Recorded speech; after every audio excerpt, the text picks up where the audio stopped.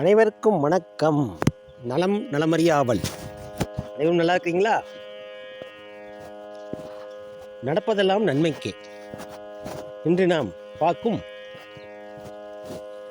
ஒரு காவிய சிறுகதை. நமக்கு நடப்பதெல்லாம் நன்மைக்கு தான். இது எத்தனை பேர் நம்ம உணர்ந்திருக்கிறோம்? சாதாரண மக்கள் ஆகிய நம்ம அப்படி நினைக்க முடியாது. ஏன்னா ஒரு சின்ன தவறு, சின்ன செயல், கஷ்டம் வந்துட்டா கூட கண்கலங்கி இறைவா இவ்வளோ பெரிய கஷ்டத்தை கொடுத்துட்டியேன்னு கண்கலங்கி அழுகுறோம். ஆனால் ஞானிகள் பெரிய பெரிய கஷ்டங்கள் வந்தாலும் இது எல்லாமே இறைவன் கொடுத்தது நமக்கு நன்மைக்கு தான் அப்படின்னு நினைப்பாங்க. இதை தான் நம்ம குருநாதர் திருநாவுக்கரசு சுவாமிகள் அவரை கல்லில் கட்டி கடலில் போட்டாங்க.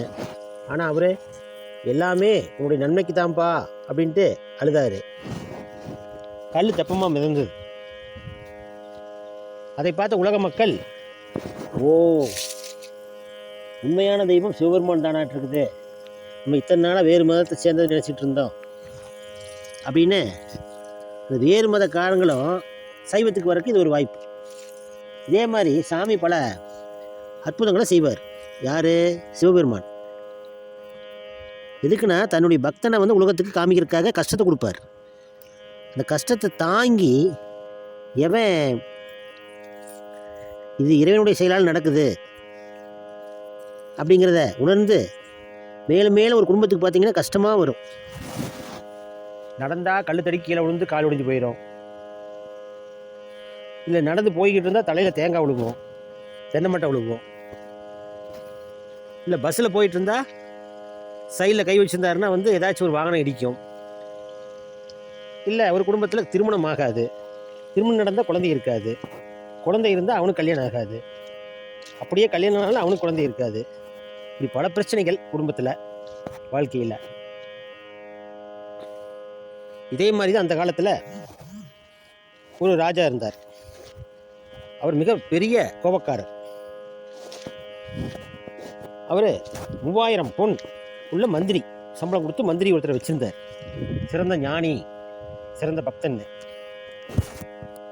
இப்படி நாட்கள் சென்று கொண்டிருந்தன. அப்புறம் திடீர்னுட்டு ராஜாவுக்கு போர் நடக்கும் பொழுது, ராஜா போர் நடக்கும் இடத்திற்கு தலைமை தாங்கி சென்று கொண்டிருக்கிறார். இப்பொழுது அவர் வரல, எதிர்நாட்டுக்காரை வெட்டிடுறான். உடனே அனைவரும் பதறி அடித்து கொண்டு ராஜாவுக்கு நடந்துருச்சு அப்படின்ட்டு அரண்மனைக்கு அவரை கூட்டிகிட்டு அட்மிட் செய்கிறாங்க. சொந்த பந்தம், குழந்தை குட்டி அனைவரும் அழுகிறார்கள். சுற்றில் உட்காந்து ரத்தமே நிற்க மாட்டேங்குது, ரத்த வெள்ளமாக போகுது. பக்கத்தில் இருக்கிற ஊரில் இருக்கிற ராஜாவோட சொந்தக்காரங்க அனைவரும் வராங்க. பார்த்துட்டு எல்லாம் அழுதுட்டு இப்படி நடந்துருச்சே ராஜாவுக்கு வருந்திட்டு போகிறாங்க. அப்புறம் ஒரு நாள் கழித்து மந்திரிக்கு சொல்லி விடுறாரு. ஏன்னா மந்திரி வரவே இல்லையே, 3000 பொன் கொடுத்து வேலைக்கு வச்சுக்கிறோம், மந்திரி எட்டி கூட பார்க்கலையே நம்மளை அப்படின்ட்டு ராஜாவுக்கு ஒரே வருத்தம். அப்புறம் ஒரு சேவனை தாட்டி விட்டு, போய் நீ மந்திரியை கூட்டிகிட்டு வாப்பா அப்படின்னு தாட்டி விடுறார் ராஜா. உடனே சேவகம் போகிறான், போய் கூப்பிட்றான். மந்திரி வர்றாரு. மந்திரி, ராஜா வணக்கங்க. வணக்கங்க. அப்புறம் எனக்கு இது மாதிரி நடந்தெல்லாம் பக்கத்து ஊர்லேருந்து எல்லோரும் வந்துட்டு போகிறாங்க, இத்தனை கூட்டமாக இருக்குது அரண்மனையில், நீங்கள் 3000 பொண்ணு கொடுத்து உங்களை மந்திரியாக வச்சுருக்கிறேன், எட்டி கூட பார்க்கானா, ஒரு பேச்சு கூட கேட்கல, என் மனசு எவ்வளோ கஷ்டப்படுது தெரியுமா, என்னுடைய நண்பர் வேறு, நீங்கள் இப்படி செய்யலாமா அப்படிங்கிறாரு ராஜா. அதுக்கு மந்திரி சொல்கிறாரு, எனக்கு நேற்றே தெரியுங்க உங்களுக்கு இது மாதிரி நடந்தது அப்படிங்கிறாரு மந்திரி. இது எங்களுக்கு விரல் விட்டு விட்டது நேற்றே தெரியும் அப்படிங்கிறாரு. இதை கேட்டோன்னே ராஜாவுக்கு ரொம்ப அதிர்ச்சி. அது எப்படி நேற்றே தெரிஞ்சு வராமல் இருக்கிறீங்க? அப்படிங்கிறாரு.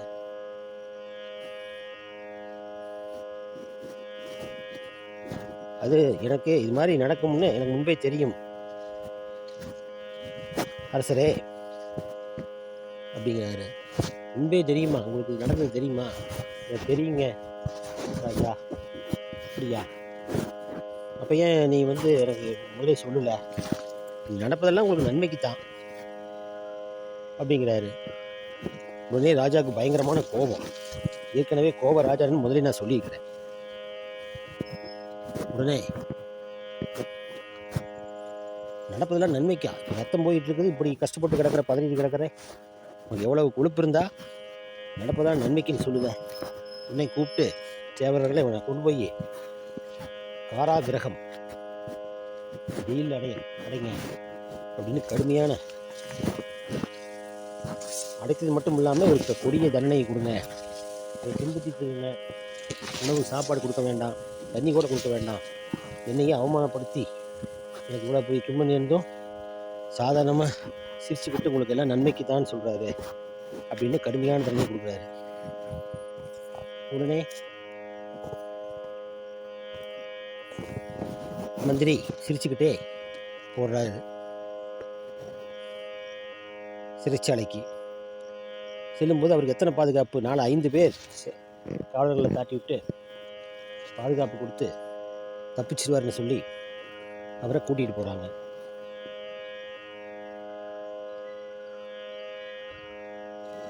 இதை மந்திரி ரொம்ப சந்தோஷமாக எடுத்துக்கிறாரு. என்னமோ மாமனார் வீட்டுக்கு விருந்துக்கு போகிற மாதிரி ரொம்ப ஆனந்தமாக போகிறாரு மந்திரி. ஏன்னா அவர் நிறைய ஞானி. சில நாட்கள் செல்கின்றன.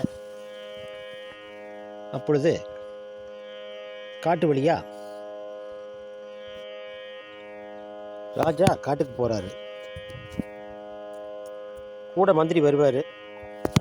சரி, நம்ம செஞ்ச பாவம் சரியில்லாத ஆளை மந்திரியாக போட்டு நம்மளையவே கேவலமாக பார்க்குறான், பேசுகிறாரு. பைத்தியக்கார நாட்டு இருக்குது. உன போய் மந்திரியாக போட்டு கை வெட்டு ரத்தம் போகுதுன்னு சொன்னால் நடப்பதெல்லாம் நன்மைக்கேன்னு சிரிச்சிட்ருக்கிறான். ஒரு மெண்டல் மந்திரி அப்படின்னு நினைக்கிறாரு ராஜா. சரி, நம்மளுக்கு யாரும் இல்லை, சரி சேவர்களை 4 பேரை கூட்டிகிட்டு போகலாம் வேட்டைக்கு அப்படின்னு போகிறார். அந்த காலத்தில் பார்த்தீங்கன்னா பணக்காரர்கள், அதாவது பணத்தில் கொளுத்த ஆளுக எல்லா சோபாக்களையும் அனுபவிச்சிருவாங்க. வீட்டில் பொழுது போகாது. அதனால் ஒரு துப்பாக்கி ஒன்று வாங்கிட்டு, சரிங்க வீட்டில் தான் மனைவிக்கிட்ட சண்டை போட முடியல, காட்டில் விலங்கு ஏமாந்து இருக்கோம், கேட்குறக்கு ஆள் இல்லை, போய் நம்ம அதை சுட்டா யார் கேட்க போகிறா? அதை விலங்காச்சே, நம்ம மனிதனாக போச்சு. சரி, வேட்டைக்கு போனால் ஏமாந்து ஏதாச்சும் மிருகம் வந்தால் அதை சுட்டு வீட்டுக்கு கொண்டு வந்து வறுத்து சாப்பிட்டு நான் தான் பெரிய பலசாலி, வேட்டைக்கு போனால் இன்றைக்கி 4 மானை அடித்தேன் அப்படின்னு சொல்லிக்கலாம் பெருமையாக ஊருக்குள்ள. வேட்டையன் சில பேர் பட்ட பேர் கூட வச்சுருப்பான். அவர் பெரிய வேட்டையனப்பா, ஐயோ அவர் துப்பாக்கி வச்சுக்கிறாரு, ஏதாச்சும் பேசுனா சுட்டே கொண்டுருவார், 4 மானை நேற்று கொண்டு அடிச்சுக்கிறாரு அப்படிம்பாங்க ஊருக்குள்ள. எல்லாம் பயந்துக்குவான். ஐயோ மானையே 4 மானை அடிச்சிட்டான், துப்பாக்கியில் குறிபார்த்து சொல்கிறாரு, நம்மளுக்கு சுட்டு என்ன பண்ணுறதுன்னு அந்த வீட்டு பக்கம் வந்தாலே சில பேர் ஓடிடுவான் பயந்து. அது மாதிரி இவரே துப்பாக்கி எடுத்துக்கிட்டு 4 பேரை கூட்டிக்கிட்டு துணைக்கி, சரி மந்திரி இருந்தால் நம்மளை யோசனை சொல்லுவார். மந்திரி ஒரு பைத்தியக்காரனா போயிட்டான், திறந்தாள்னு சொல்லி 3000 பொண்ணு கொடுத்து வேலைக்கு வச்சுருந்தேன், சரி வா நம்மளே போய் பார்க்கலாம் அப்படின்னு கிளம்புறாரு. குதிரையில் செல்லு செல்லு செல்லு செல்லு அப்படின்னு 5 பேர் 4 பேர் இவரோட சேர்த்து 5 பேர் போகிறாங்க. போய்கிட்டே இருக்கிறாங்க. நடுவழியில் காட்டுக்குள்ளே 2 பேர் போயிட்டு இருக்காங்க. 5 பேர். திடீர்னு ஒரு சிறுத்தை வருது. சிறுத்தை வருதுன்னு 5 பேரும் குதிரையில் வேகமாக தப்பிச்சு போகிறாங்க. சிறுத்தை ஒவ்வொரு குதிரையாக மேலே பாயுது. தப்பிச்சா போகுதுன்னு 5 பேரும் இந்த 4 பேர் ராஜா விட்டுட்டு அவன் பாட்டுக்கு ஓடிடுறான் குதிரையில். அடாடா, ஏப்பா என் காவலுக்கு வந்தவன் இப்படி போறியே? ராஜா, நான் உயிர் பொழைச்சா தானே உங்களுக்கு காவல் இருக்க முடியும். அரகரா சிவசிவா சிவசிவான்னு அவன் எடுத்தான் ஓட்டான் குதிரையில். சரியான வேகத்தில் போயிட்டான். 4 பக்கம் 4 பேர் காட்டில் போயிடுறாங்க. ராஜா மட்டும் தான் இருக்கிறாரு. பயந்துட்டு குதிரை நிறுத்தி வச்சுக்கிறாரு. சிறுத்தை ராஜா குதிரை மேலே பாயுது. இவர் கந்தா முருகா கோவிந்தா, வேண்டாத தெய்வம் இல்லை. அது ஆபத்து பாடணும்னா மந்திரி வந்தால் இதுக்கு ஒரு உபாயம் சொல்லுவானே. மந்திரியை நம்ம அவசரப்பட்டு தண்டனை கொடுத்துட்டோமே. இது என்ன ஆகுமோ தெரியலையே. முருகா கந்தா கடம்பா கார்த்திகேயா சண்முகா சக்திவேல் வேலவா கந்தனுக்கு அரோகரா அப்படின்னு திடீர்னு முருகபக்தரா மாறிட்டார் ராஜா. அப்புறம் இதை பார்த்து சிரித்த, சரி இவன் ஏமாந்தவன் நின்றுட்டு இருக்கிறான், நம்மளுக்காக தான் நிப்பானாட்டு இருக்குது. நம்மளுக்கு வேறு வயிறு பசி, ஒரு வாரமாக ஒன்றும் கிடைக்கல, பெரிய உடம்பு நல்லா குழு குழுன்னு இருக்குது, பல உயிர்களை சாப்பிட்ட உடம்பாட்டு இருக்குது. இப்போ நம்ம இது ஒன்றை தின்னாலே பல சத்துக்கள் கிடைக்கும். நம்ம ஏன் பல விலங்குகளை பிடிக்கணும்? ஒரே விலங்கை பிடிச்சோம்னா, மனிதனை பிடிச்சோம்னா பல இதை தின்ன உடம்பு கொளுத்து கிடக்குது அப்படின்னு ஒரே பாய்ச்சலாக பாயுது. கீழே உழுவுறாரு குதிரையோடு சேர்ந்து. குதிரை ஓடிடுச்சு. எடுத்து ஓட்டம் குதிரை மின்னல் வேகத்தில் மறைஞ்சிருச்சு. ராஜா துப்பாக்கி எங்கே போனதுன்னே தெரியல. சரி, இடையில் இருக்கிற இடைவாள் எடுத்து சிறுத்தையை குத்துறாரு ஓங்கி நெஞ்சை பார்த்து. அது உடம்புல குத்துப்பட்டோன்னா சிறுத்தைக்கு கொஞ்சம் பயம். என்னப்பா பெரிய மிருகமாக இருக்குமான் இருக்குது நம்மளோட. நம்ம தான் இந்த காட்டிலேயே பெரிய சிங்கத்துக்கு அடுத்தபடியாக பெரிய ராஜா, பவர்ஃபுல் மிருகம் நினச்சோம். என்னடா நம்மளுக்கு மேலே பெரிய மிருகமாக இருக்க மாட்டேங்குது, இது கத்தியெலாம் வச்சு குத்துதே அப்படின்னு அதுக்கும் கொஞ்சம் பயம் ஆகிக்குச்சு. கொஞ்ச நேரத்தில் ஒரு 5 காட்டுவாசிகள் கையில் வேலை எடுத்துக்கிட்டு வந்து துரத்துறாங்க.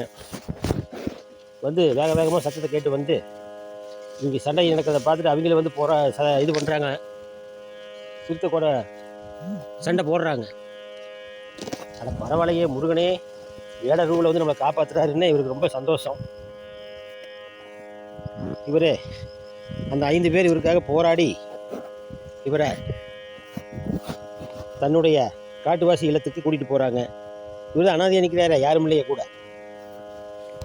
சரி அப்பா முருகனை வேண்டி நம்மளுக்கு அருமையான ஒரு இதை கொடுத்துட்டாரு, பாதுகாப்பை. முருகனே வேளவனா காட்டுவாசி ரூபத்தில் வந்து இப்படி வள்ளி காட்டுவாசிக பிள்ளையா இருந்து காட்டில் கிடச்ச மாதிரி முருகனுக்கு கிடைச்ச மாதிரி நம்மளுக்கு இவங்க காட்டுவாசிக இப்படி கிடச்சிட்டாங்க. பரவாயில்ல, இப்படி நம்ம உயிரை காப்பாற்றிட்டாரு முருகன், காட்டுவாசிகளை அமுச்சுட்டு அப்படின்னு ரொம்ப சந்தோஷம் அடைஞ்சாரு. சரி போகலாம், காட்டுவாசி வீட்டுக்கு போய் இருந்துட்டு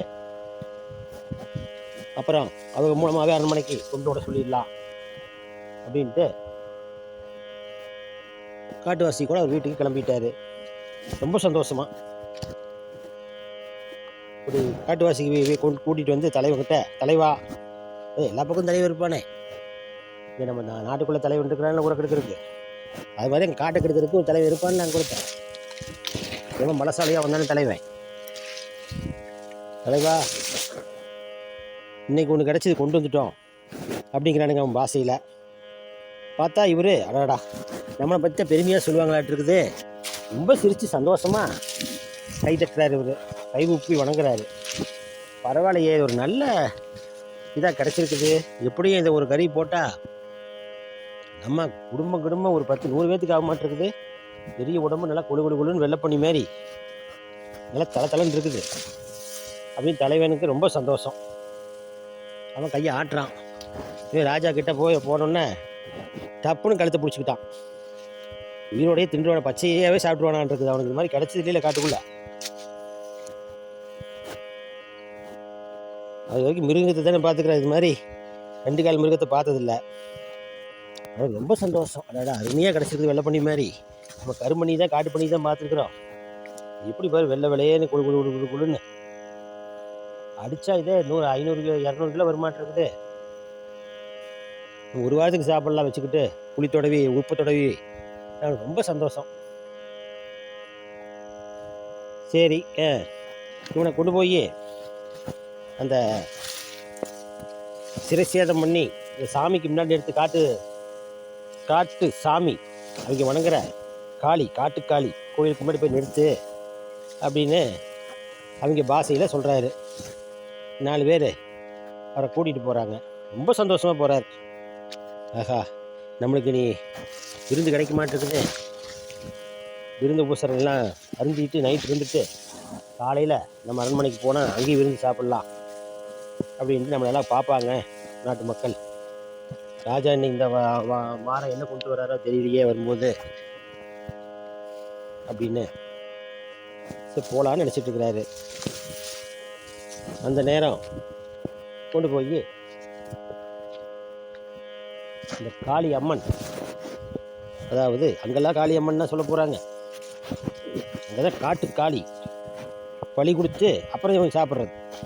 அந்த காலத்தில் இப்படி டெக்னிக்கலாக கண்டுபிடிச்சிக்காம பாருங்க, இப்படி கண்டுபிடிச்சிக்கிறாங்க பாருங்களேன். இவன் அப்படியே அடித்து சாப்பிட்டா பாவம் பிடிச்சிக்க முடியும். உனக்கு சாமிக்கு பலியை கொடுத்துட்டா அந்த பழியை சாமி ஏற்றுக்குமா. இவன் கறியை தின்னுக்கலாம், ரத்தத்தை குடிச்சிட்டு கறியை தின்னு சாராயத்தை குடிச்சிக்கலாம். சாமிக்கு சாராயத்தை படைச்சிடுறது. சாமிக்கு சாராயத்தை படைச்சிட்டு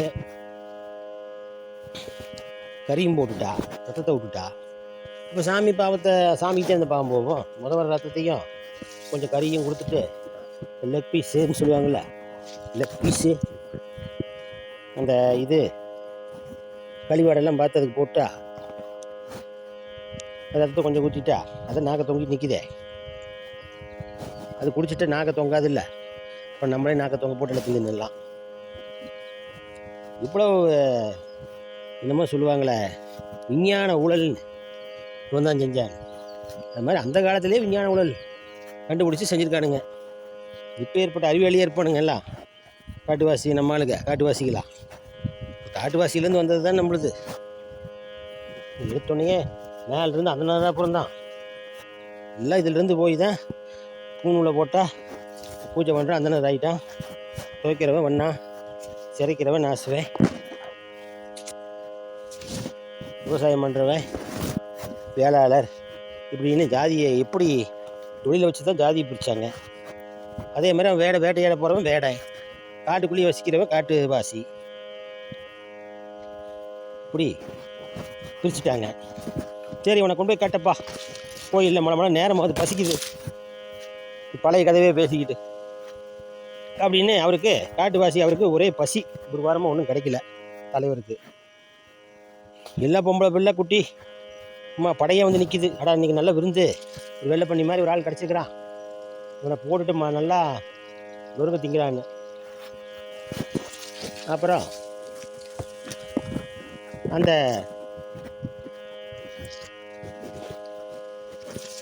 அந்த சாமிக்கு முன்னாடி கட்டி நிறுத்தி எல்லாம் இது போட்டு சிகப்பை போட்டு தண்ணி போடுறான் துளுக்குவாங்களான்னு. மிருகத்தை துளுக்க வச்சு தான் திம்பான். அதே மாதிரி அவன் காட்டுவாசியிலேருந்து வந்ததாட்டு இருக்குது. சரி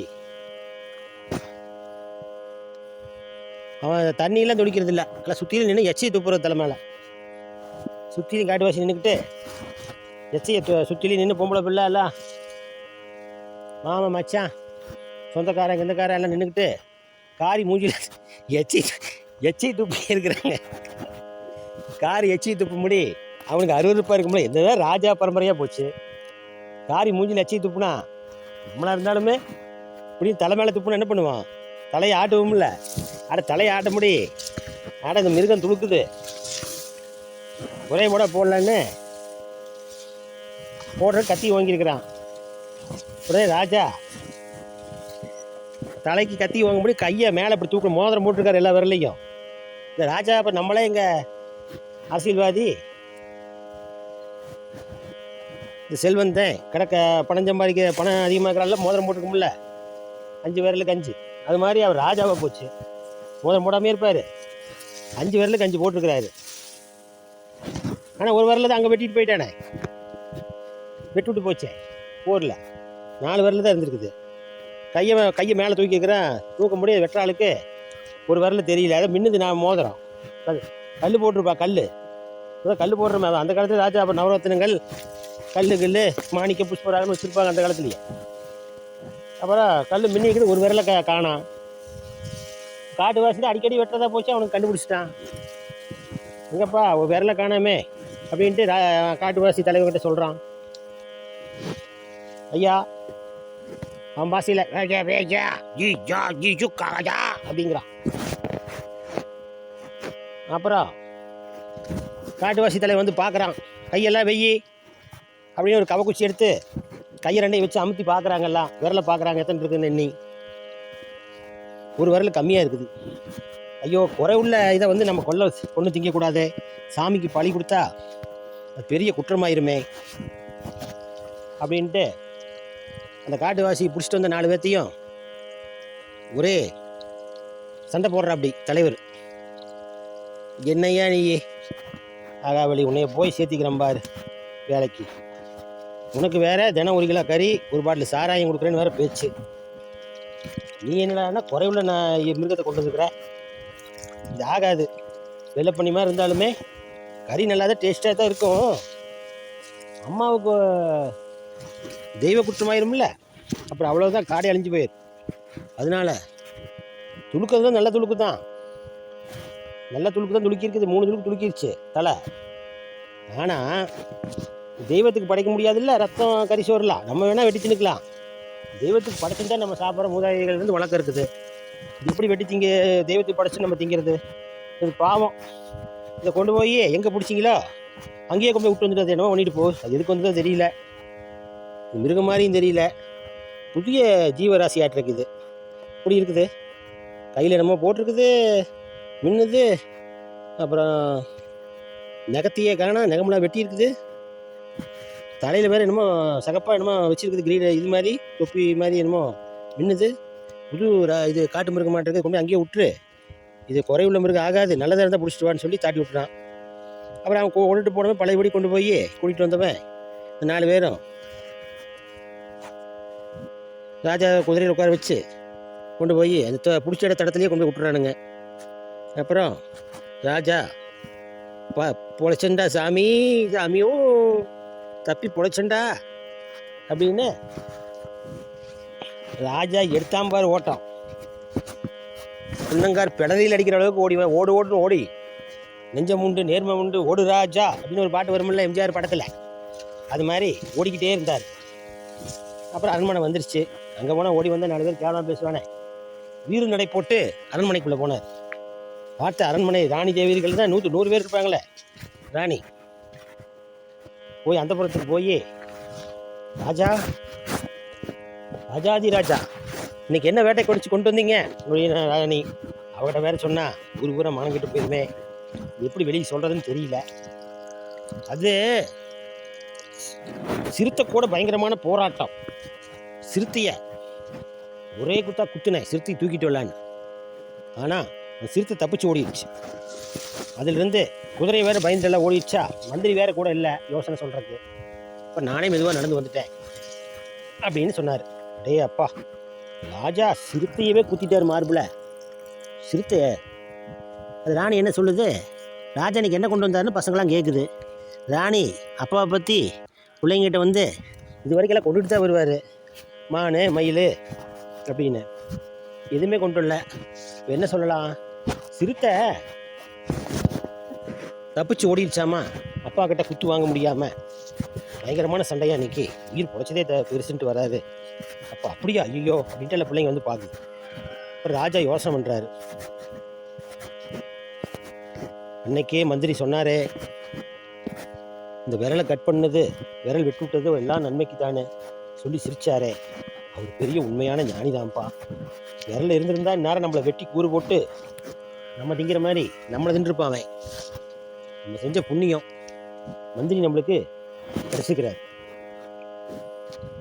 அப்படின்னு மந்திரியோட ஞானத்தை பார்த்துட்டு ரொம்ப மகிழ்ச்சி அடைஞ்சார் ராஜா. பின்னாடி நடப்பதை முன்னாடியே சொன்னாரே, சித்தர் மாதிரி ஞானி மாதிரி, நம்ம தான் அறிவு கட்டத்தனமாக கேட்காம அவருக்கு தண்டனை கொடுத்துட்டுமேனு வருந்தினார் ராஜா. ஏப்பா சேவகாகவா, போய் ராஜ மரியாதையோட சிறைச்சாலையிலிருந்து பரிவட்டங்களோடு அவரை கூட்டிகிட்டு வா சிறைச்சாலையிலிருந்து அப்படின்னோடனே சேவர்கள்லாம் திரு திருன்னு முடிச்சானுங்க. என்னடா ராஜா, ஒரு வாரமாக கடுமையான தண்டனை கொடுத்து போய் மந்திரியை சோறு கூட கொடுக்க சொல்லாமல், தண்ணி கொடுக்காம ரொம்ப கஷ்டப்பட்டு வேதனைப்பட வச்சுட்டு திடீர்னு ராஜ மரியாதையே கொடுக்குறாங்க. ராஜா தான் லூஸ் ஆகி போச்சா? ஒரு வாரம் ஆனால் லூஸு கிளம்பிடுமா? ஒரு வாரம் கழிச்சு லூஸு போயிடுமா? ஒரே பைத்தியம் முடிச்ச மாதிரி இருக்குது. நம்மளுக்கு பைத்தியம் முடிச்சுக்க மாட்டேங்குது. ராஜா கிட்ட இருந்தானே அவனுக்கு ஒரே தலையை சொரிஞ்சுக்கிட்டு என்ன பண்ணனே அவனுக்கு தெரியல. வாரம் ஒருக்கா இப்படி மெண்டலாட்ட ஆகிறாரு ராஜான்னு அவன் போய் மந்திரியை அவன் கூட்டிகிட்டு வந்தான். மந்திரி வந்தோடனே சொன்னார், என்னங்க ராஜா எல்லாம் முடிஞ்சுதா அப்படின்னாரு மந்திரி. என்னங்க மந்திரியாரே சொல்கிறீங்க? வேட்டைக்கு போனீங்க, சிறுத்தை கூட சண்டை போட்டீங்க, காட்டுவாசிக்கிட்ட போனீங்க, காட்டுவாசி கூட காட்டுவாசிக்கிட்ட இருந்து தப்பிச்சு எப்படியோ வீட்டு சேர்த்து வந்துட்டீங்க அரண்மனைக்கு. எல்லாம் நீங்கள் செஞ்ச புண்ணியம்தான், நடப்பதெல்லாம் நன்மைக்கு தான் ராஜா அப்படின்னாரு.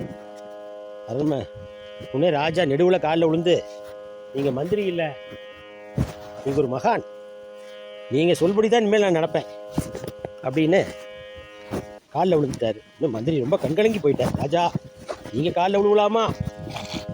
உங்கள் காலில் தான் எல்லா அனைவரும் விழுவுறாங்க, ராஜாதி ராஜான்னு.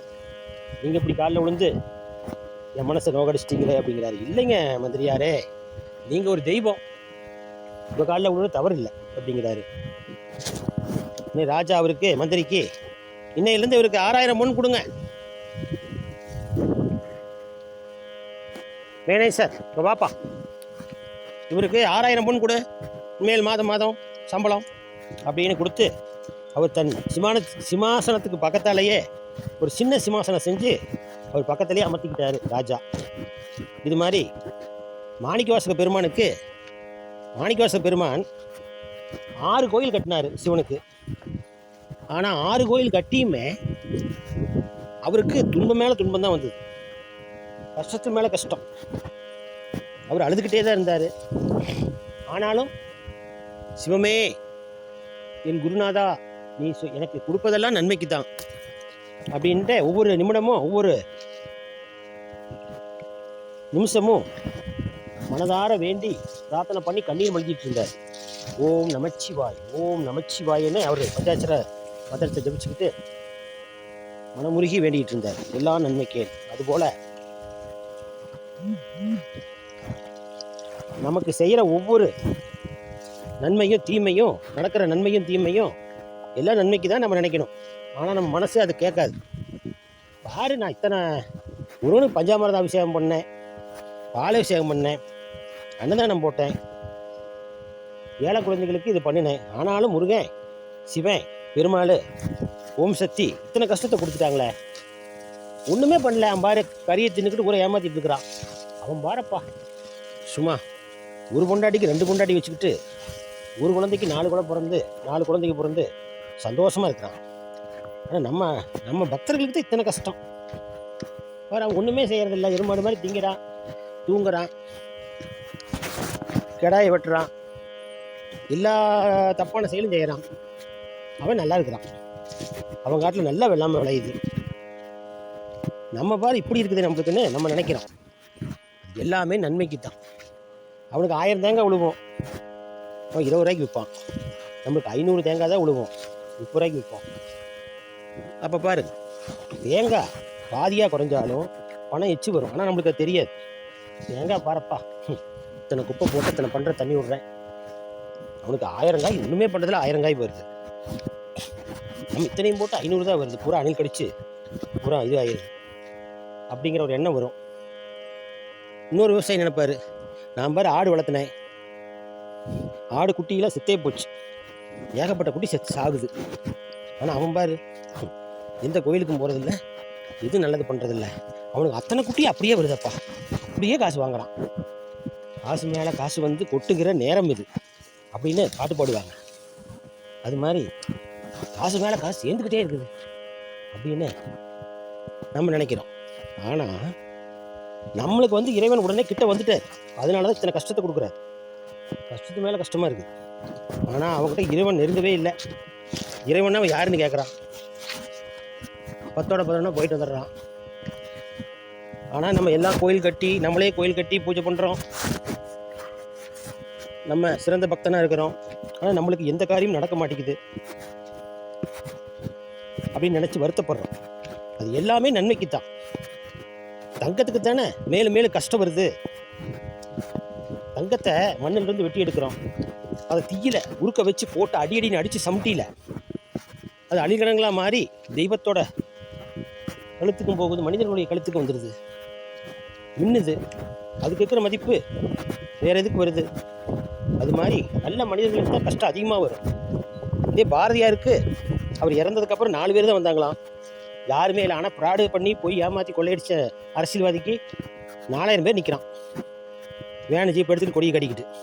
ஒன்றுமே செஞ்சிருக்க மாட்டான், ஊர் மக்களோட பணத்தை உங்கள் பணத்தை பூரா வாங்கி ஏமாற்றி தின்னுட்டு தான் இருக்கிறான். ஆனால் அவனுக்கு 4000 பேர் நிற்கிறான். என்ன குவார்டர் பிரியாணி கொடுக்குறான் ஊரை ஏமாற்றி. ஆனால் பாரதியார் தனக்கு கிடைச்ச பொருள் எல்லாம் குருவிக்கும் பறவைகளுக்கும் அன்னதானம் அரிசியை போட்டுருவார் காலையில், பாவம் எறும்புக்கும். ஆனால் சாப்பிட்ற கூட குழந்தைங்களுக்கு உணவு வாங்கி அவரால் கொடுக்க முடியல. ஏன்னா பூரா தேசபக்தி விடுதலை போராட்டம்னு போயிடுறாரு. வேலை வெட்டிக்கு போனால் தானே பணம் இருக்கும் பாவம். ஆனால் அவருக்கு வறுமையாக இருந்தது. ஊரை ஏமாத்துற நாய்களுக்கு கோடி கோடியாக காசு வருது. அது மாதிரி இறுதியில் வென்றவர் பாரதியார் தான். வறுமையில் இருந்தாலும் அவனுடைய மண்ணோட மண்ணாயிரும். அவன் அரசியலிருந்து கொள்ளையடிச்சதெல்லாம் அவன் பையன் அவனுடைய பசங்கள்லாம் மோசமானவனாகவும் தரித்திரையாகவும் குடிகாரனாகவும் பிறக்கும். அது வீணாக அழிச்சு தொலைச்சிடும். ஆனால் பாரதியோட குழந்தைங்கள்லாம் என்ன நல்லா மேல்நிலை அடைஞ்சிருப்பாங்க. அதை பற்றி நம்மளுக்கு தெரியல. பெரியவங்க சொல்லுவாங்க, நெல்லை விதைச்சா நெல் விளையும், புல்லை விதைச்சா புல்லு தான் விளையும். களைகளை விதைச்சிட்டு நெல் அறுவடை ஆகும்னு பார்த்தோம்னா அது முட்டாள்தனம் அல்லவா? நம்ம என்ன நினைக்கிறோமோ, நம்ம என்ன பேசுகிறோமோ, நம்ம என்ன செஞ்சோமோ அதுதான் நம்மளுக்கு திரும்பி வரும் என்பதை நம்ம உணர்ந்து நடக்க வேண்டும். அனைவரும் இதுவரை கேட்டதுக்கு ரொம்ப நன்றி. அது ஆறாமரை கேட்டிருக்கிறீங்க. ஏன்னா செல் எடுத்தாலே இப்படி தள்ளிக்கிட்டே போகலாம். 1 நிமிஷத்துக்கு ஒரு வீடியோ, 1 செகண்டுக்கு ஒரு வீடியோ வந்துக்கிட்டே இருக்குது. அதெல்லாம் விட்டுட்டு ஆறாமரை அமர்ந்து நீங்கள் இதை கேட்டதுக்கு ரொம்ப நன்றி. வணக்கம். வாழ்க வையகம், வாழ்க தமிழ் திருநாட்டு சொந்தங்கள் எல்லாம். நம்ம சேனலில் கொஞ்சம் சப்ஸ்கிரைப் பண்ணுங்கள், ஷேர் பண்ணுங்கள், லைக் பண்ணிடுங்க. பண்ணாமல் மட்டும் இருந்துடாதீங்க, ஏன்னா வயிறுக்கு இது வலிக்கும். வணக்கங்க.